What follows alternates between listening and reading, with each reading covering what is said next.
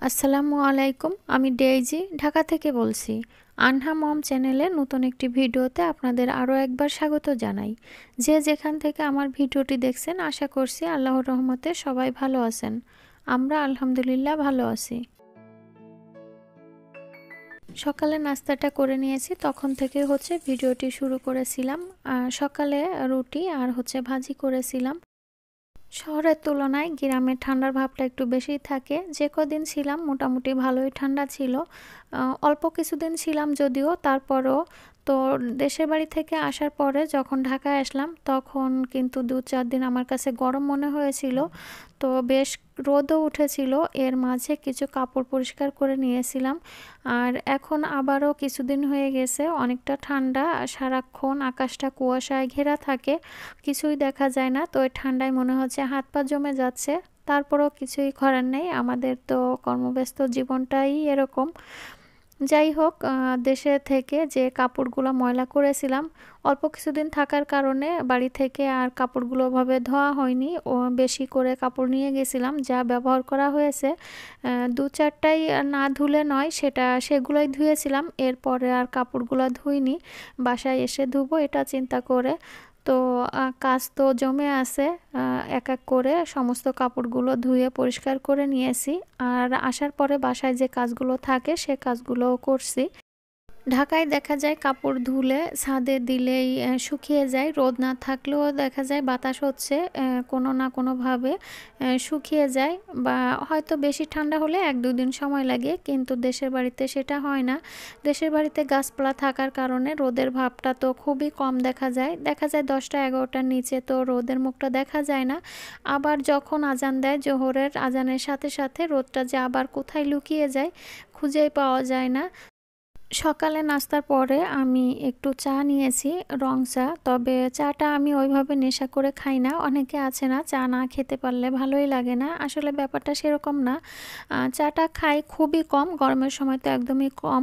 শীতের সময় একটু খাওয়া হয়, তবে এটা ওষুধ হিসেবেই খাওয়া হয়। আর এই রং চাটাই বেশি খাওয়া হয়, কারণ লবঙ্গ দারচিনি দিয়ে একটু ঠান্ডার উপকারের জন্য আর কি ওইভাবে খাওয়া হয়।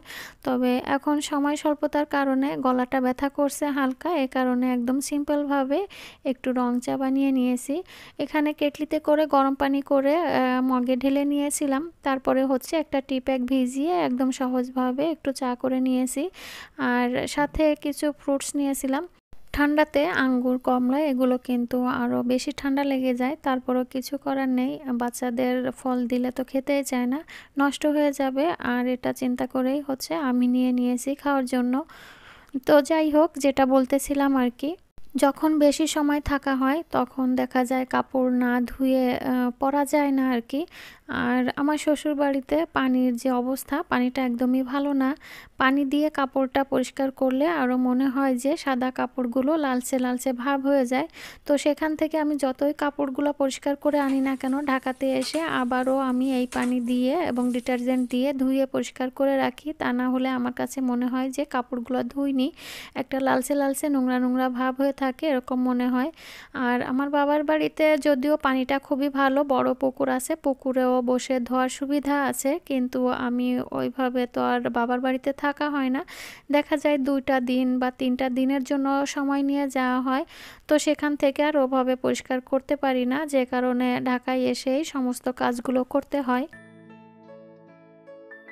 দুপুরে রান্নাবান্নাটা আর আমি আপনাদের সাথে শেয়ার করিনি। রান্নার পরপরই একটা কেক বানিয়েছিলাম সন্ধ্যার নাস্তার জন্য। দিনটা যেহেতু ছোট, আমি যদি সন্ধ্যার সময় বানাতে যাই তাহলে দেখা যায় সন্ধ্যার সময়টা পার হয়ে যাবে, এ কারণে আগেই বানিয়ে নিয়েছি। এখন সন্ধ্যার সময়, কেকটা ঠান্ডা হওয়ার পরে সন্ধ্যার নাস্তার জন্যই কেকটা কেটে নিচ্ছি। কেকের ভিতরে কিছুটা কিশমিশ আর মোরাব্বা দিয়েছিলাম, উপরের অংশটাতে কিছুটা বাদাম কুচি দিয়েছি আর একটু ডিজাইন করে নিয়েছি। মাত্র 2টা ডিম দিয়ে কেকটা বানিয়েছি। কেকটা অতটা বড় করিনি, কারণ ছেলে মেয়ে দুজনেই পেস্ট্রি কেক খেতে চাচ্ছিল। ওরা বলতেছিল যে ক্রিম দিয়ে কেক বানাতে। ক্রিমটাও যদিও ফ্রিজে ছিল, কিন্তু ক্রিমটাতে প্রসেস করতে আর কেকটাও অন্যরকম বানানোর দরকার ছিল। তো শরীরটা আর যেহেতু চলতেছিল না, একদমই ভালো লাগছিল না কাজ করতে করতে সন্ধ্যার সময়টা। বলছিলাম যে এখন শুধু এমনিতেই কেকটা খেয়ে নাও, পরবর্তীতে অন্য একটা দিন না হয় ক্রিম দিয়েই কেক বানিয়ে দিব। যারা আমার ভিডিওটি দেখছেন এবং এ পর্যন্ত আমার সাথেই আছেন, মূল্যবান সময়টুকু ব্যয় করে, তারা প্লিজ ভিডিওটিতে একটা লাইক দিয়ে কন্টিনিউ করবেন। আর যারা নতুন আমার চ্যানেলে আজ প্রথম ভিজিট করছেন, তারা চাইলে আমার ছোট্ট চ্যানেলটাকে সাবস্ক্রাইব করে আমার পাশেই থেকে যেতে পারেন। বাসা থেকে যখন কোথাও যাওয়া হয়, কিছু কাজ গুছিয়ে রেখে যাই। বাসায় আসার পরে দেখা যায় সেই গুছালো অগুছালো কাজগুলো নিয়ে অনেকটা ব্যস্ততার ভিতর দিয়ে সময় কাটানো হয়। আর আসার পরে এই ব্যস্ততার কাজের ভিতর দিয়ে দেখা যায় কিচেনের কাজগুলো না করলেই নয়। কিচেনের যে কর্নার সাইডটা আছে, এই সাইডটা একটু পরিষ্কার করেছি। আর এটা হচ্ছে দুপুরে আমি যখন গোসল দিয়েছি তার আগেই হচ্ছে এই অংশটা একটু ডিটারজেন্ট এবং স্ক্রাবার দিয়ে পরিষ্কার করেছি। আর এখনকার সময়টা হচ্ছে রাত্রেবেলা সন্ধ্যার নাস্তার পরে। তো এই জায়গাটা আবারও আমি একটু শুকনা কাপড় দিয়ে মুছে নিয়েছি। তারপরে হচ্ছে র্যাকটাকে সেট করেছি। এই র্যাকটাকে দেওয়ার পরে আমি এখানে কিছু শক্ত কাগজ নিয়েছি। শক্ত না, মোটামুটি একটা বোর্ড বললে চলে। বেশি পাতলাও না, আবার বেশি মোটাও না। র্যাকের সাইজ করে তারপরে প্রতিটা পার্টে আমি কাগজগুলো বিছিয়ে দিয়েছি। আর এই কাগজগুলো বিছিয়ে দিয়েছি যে কারণে, এটা হচ্ছে যেহেতু এই র্যাকটা ডিজাইন করা, এর মাঝে মাঝে যে ফাঁকা অংশটা আছে, শুধু এই র্যাকের উপর যদি আমি এই জিনিসগুলো রাখতে যাই তাহলে দেখা যায় অনেকটা নড়াচড়া করে, আর একটা নিতে গেলে আরেকটা পড়ে যাওয়ার ভয় থাকে। তো এই কাগজটা দিলে আর এই ভয়টা থাকে না। আর যে র্যাকের যে ডিজাইনটা, এই ডিজাইনটা যেহেতু রান্নাঘর, তেল ছিটে হবে, এটাই স্বাভাবিক। তবে যদি এই কাগজগুলো দেওয়া হয় তাহলে ওই নিচের অংশটা ওইভাবে তেল ছিটে হবে না, পরিষ্কার করার এতটা ঝামেলা নেই।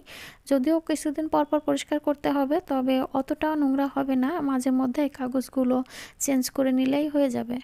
প্রতিটি সেলফ আমি স্টেপ বাই স্টেপ গুছিয়ে নিয়েছি। নিচেরটাতে রেখেছি আমার প্রয়োজনীয় সবসময় হাতের কাছে যে মশলাগুলো দরকার হবে রান্নার জন্য, সেগুলো রেখেছি। মাঝখানটাতে হচ্ছে চাপাতি রেখেছি, দারচিনি, এলাচ, লবঙ্গ, তারপরে হচ্ছে মধু রেখেছি, রাঁধুনি রেখেছি, আর একটাতে হচ্ছে গরম মশলার গুঁড়া রেখেছি। আর উপরের সেলফটাতে হচ্ছে স্পুন হোল্ডারগুলো রেখেছি, এর সাথে হচ্ছে কাঠের যে হামানদিস্তা বলে সেটা রেখেছি। আর হচ্ছে ম্যাগি নুডলস মশলা থাকে, তার একটা বক্স রেখেছি। ম্যাগি নুডলস মশলাগুলো আমি শুধু নুডলস রান্নার কাজে লাগিয়ে থাকি না, এটা দেখা যাচ্ছে বিভিন্ন ধরনের পাকোড়া বানাতে গেলেও আমার এক্সট্রা কিছু মশলা রেখে থাকি আর কি, সেগুলাই রেখেছি। অয়েল জারটাকেও আমি ভালো করে ধুয়ে পরিষ্কার করে শুকিয়ে নিয়েছি। তারপরে হচ্ছে অয়েলটা ঢেলে নিয়েছি। তবে এখানে তেলটা এতটুকুই ছিল।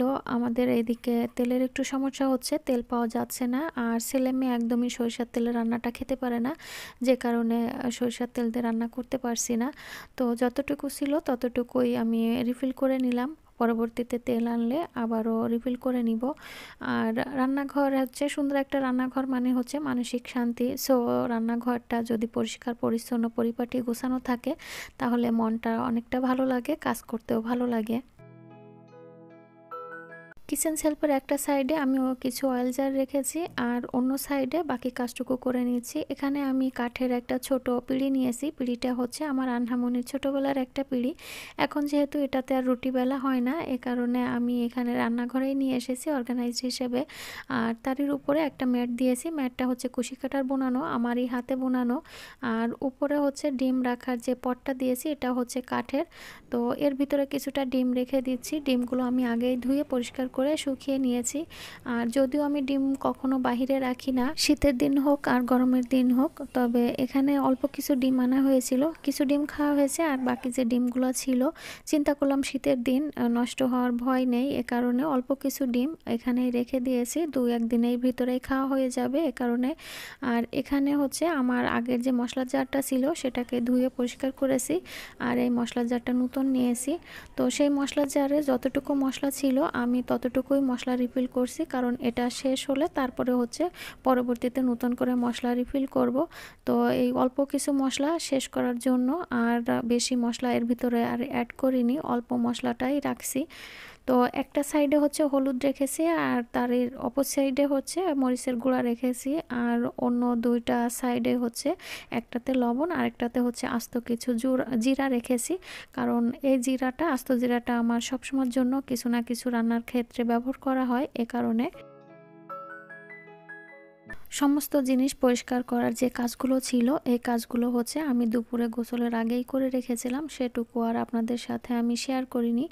আর এই তো বললামই তো যে মশলা অল্প ছিল, সেই মশলাটুকুই রাখছি, অতিরিক্ত মশলার আমি এর সঙ্গে অ্যাড করতেছি না, এটা শেষ হবে তারপরে। আর এখানে লবণ ছিল না, লবণটা আমি বেশি করেই ঢেলে রেখে দিলাম।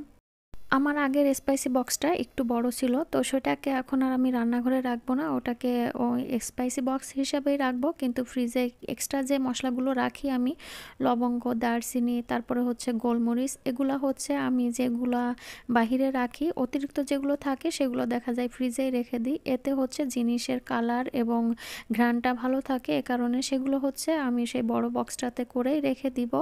আর এই যে ছোট স্পাইসি জারটা, এটা হচ্ছে নতুন নিয়েছি, জানি না কতটা ভালো হবে, আমার কাছে দেখে ভালো লেগেছে তাই নিয়েছি। তো ব্যবহার করার পরে হচ্ছে বোঝা যাবে যে কতটা ভালো আর কতদিন থাকবে আর কি। কিচেন কর্নারটা অর্গানাইজড করে নিয়েছি। তো আপনাদের কাছে এই কর্নারটা অর্গানাইজ করা কেমন লেগেছে কমেন্টসের মাধ্যমে আমাকে জানাতে পারেন। তো ভিডিওটি আর বড় করছি না, সবাই সুস্বাস্থ্য কামনা করে এবং আমার পরবর্তী ভিডিও দেখার আমন্ত্রণ জানিয়ে শেষ করছি আমার আজকের ভিডিও। আল্লাহ হাফেজ, আসসালামু আলাইকুম।